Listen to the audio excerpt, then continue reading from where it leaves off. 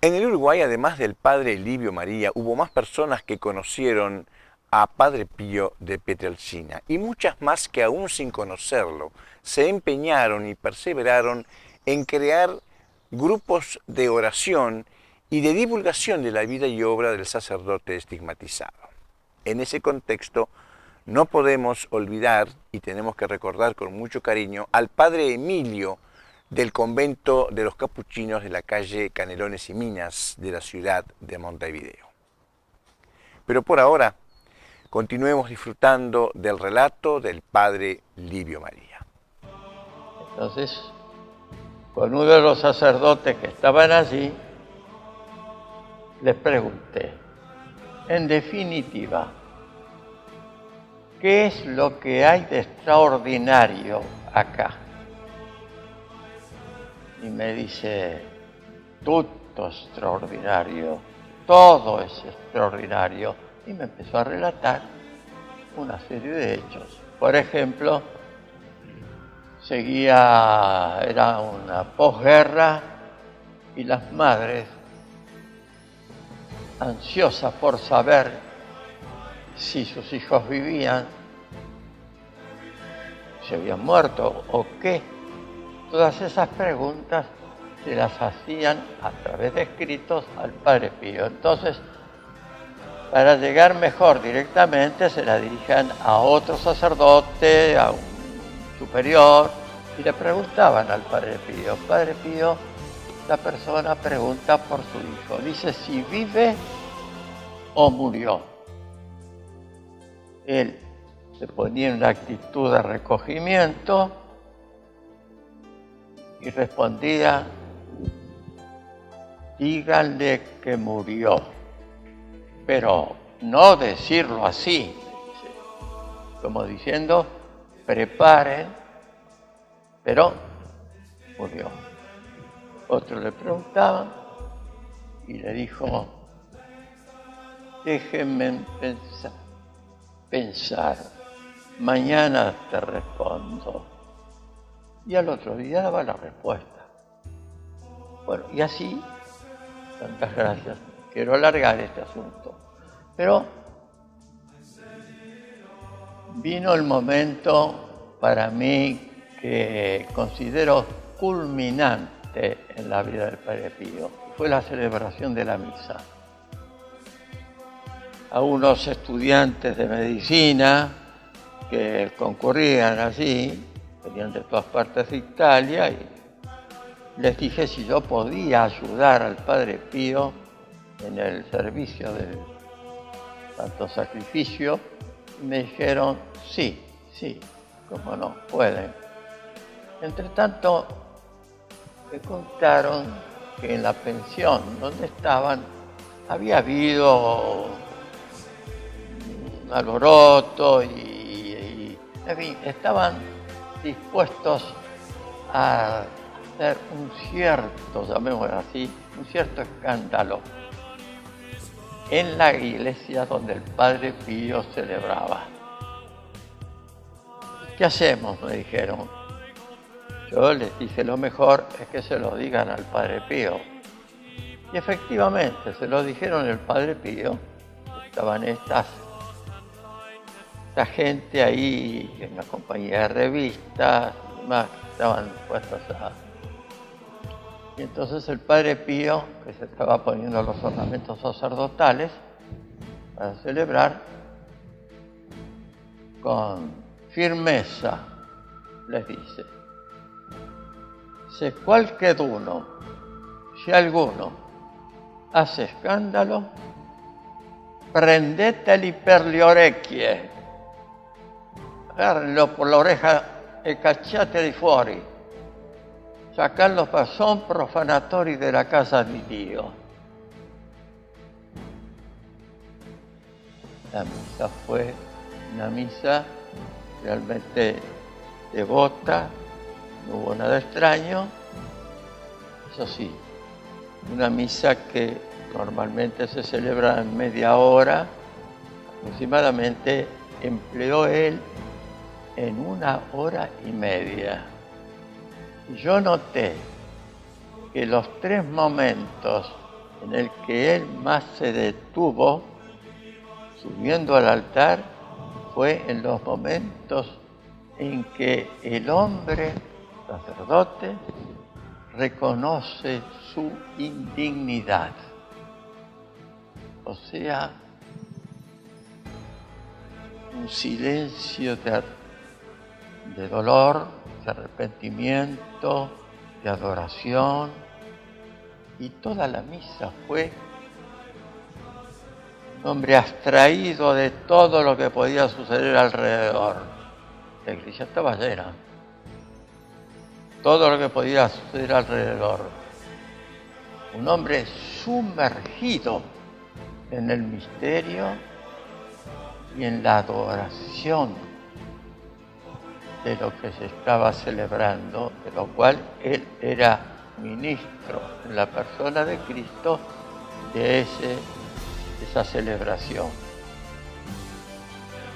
3 momentos especialmente. Todo lo demás fue de un recogimiento, digo, único, para mí momento culminante de su vida. Lo señalará después Juan Pablo II, su misa y la pastoral, la dedicación a oír las confesiones de parte de gente que venía de todas partes del mundo. Bueno, también sobre esto habría que hacer algo, pero no quiero detenerme. Terminada la misa, nos dirigimos a lo que se llama la sacristía, al lugar en que de los ornamentos, y por supuesto toda la gente tratando, arrodillándose frente a él, pidiéndole, fáteme un milagro y hágame un milagro, Padre Pío, hágame un milagro. Y él decía, lasciatemi passare, déjenme pasar, déjenme encaminar. Y entonces a veces decía, ma qué milagro, vayan y pidan a la Virgen, recen. Llegué a la sacristía y yo pensé,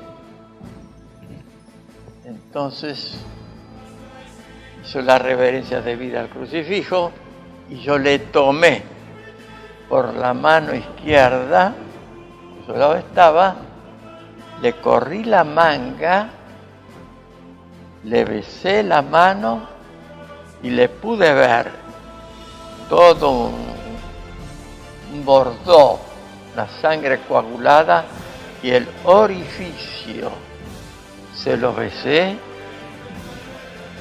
no me lo reprochó, no dijo nada y siguió entonces sacándose los ornamentos. Ya en ese momento había invadido la sacristía hombres de todos lados que querían una bendición del Padre Pío. Y entonces alguien presentó un paquetito envuelto, prolijamente envuelto, y le dijo, Padre Pío, ¿me bendice esto? ¿Y qué cosa es eso? Entonces él, con timidez, el hombre, desenvuelve, y eran las fotos que él había adquirido en unos lugares esos de venta en San Luis, y pedía la bendición. Padre Pío ve sus fotos ahí y dice, proprio io devo benedire questo mascalzone, nada menos que yo tengo que bendecir a este bandido. Le dio la bendición y siguió.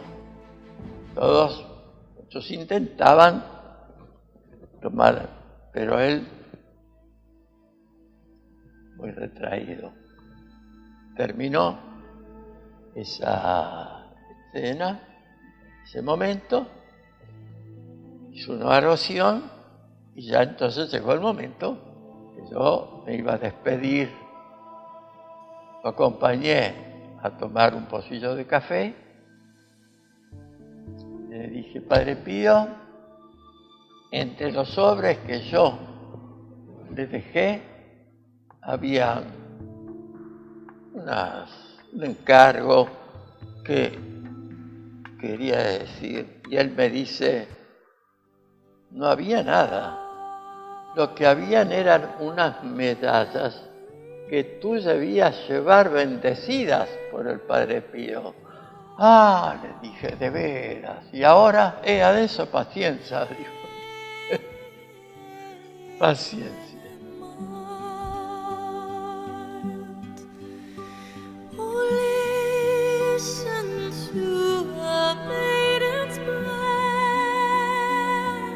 Millones de personas hoy son devotas de San Pío de Pietrelcina.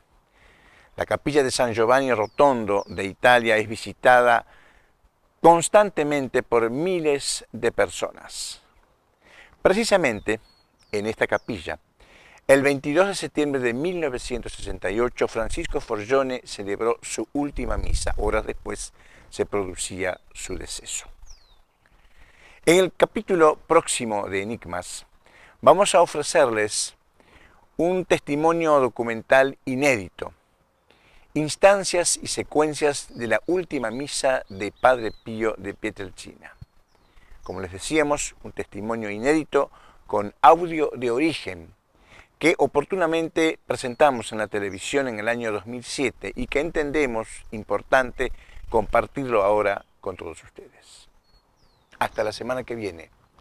Y gracias por estar con nosotros en Enigmas.